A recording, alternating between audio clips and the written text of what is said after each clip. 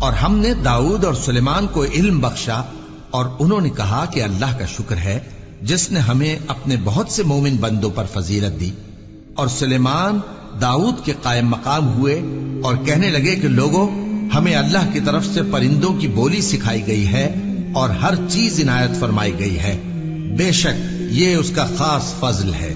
اور سلیمان کے لیے جنوں اور انسانوں اور پرندوں کے لشکر جمع کیے گئے اور پھر ان کی جماعتیں بنائی گئیں، یہاں تک کہ جب چیونٹیوں کے میدان میں پہنچے تو ایک چیونٹی نے کہا کہ چیونٹیوں، اپنے اپنے بلوں میں داخل ہو جاؤ، ایسا نہ ہو کہ سلیمان اور اس کے لشکر تم کو کچل ڈالیں اور ان کو خبر بھی نہ ہو۔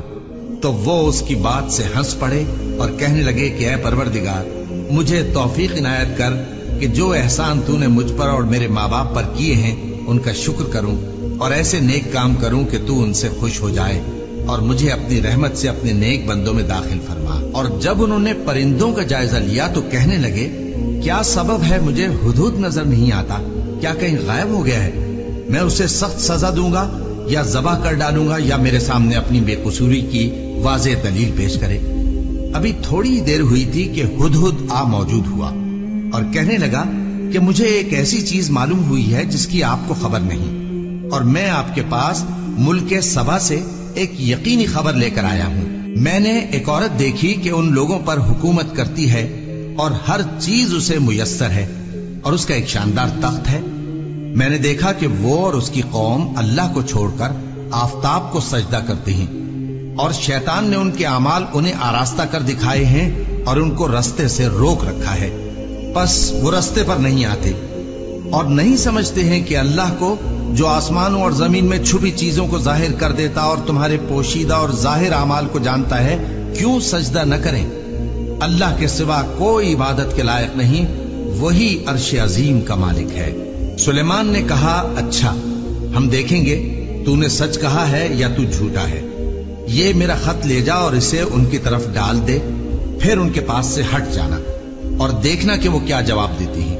ملکہ نے کہا کہ دربار والو، مجھ تک ایک نامہ گرامی پہنچایا گیا ہے، وہ سلیمان کی طرف سے ہے اور مضمون یہ ہے کہ شروع اللہ کا نام لے کر جو بڑا مہربان نہایت رحم والا ہے، بعد اس کے یہ کہ مجھ سے سرکشی نہ کرو اور مطیع و فرما بردار ہو کر میرے پاس چلے آؤ۔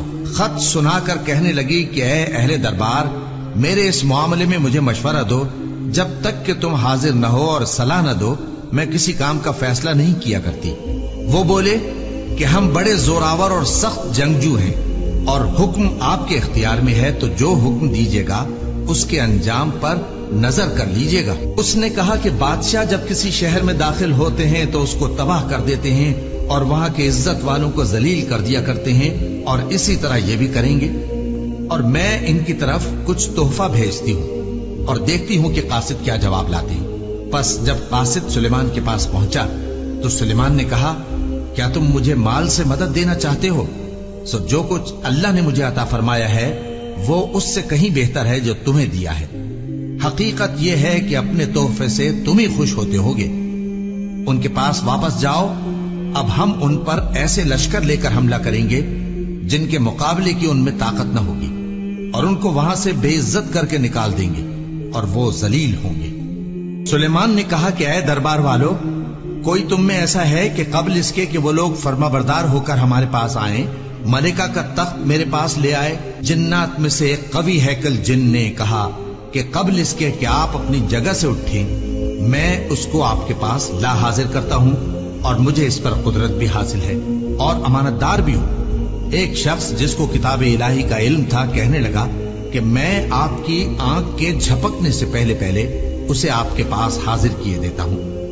جب سلیمان نے تخت کو اپنے پاس رکھا ہوا دیکھا تو کہا کہ یہ میرے پروردگار کا فضل ہے تاکہ مجھے آزمائے کہ میں شکر کرتا ہوں یا کفران نعمت کرتا ہوں، اور جو شکر کرتا ہے تو اپنے ہی فائدے کے لیے شکر کرتا ہے، اور جو ناشکری کرتا ہے تو میرا پروردگار بے نیاز ہے، کرم کرنے والا ہے۔ سلیمان نے کہا کہ ملکہ کے امتحان عقل کے لیے اس کے تخت کی صورت بدل دو، دیکھیں کہ وہ سوج رکھتی ہے یا ان لوگوں میں سے ہے جو سوج نہیں رکھتے۔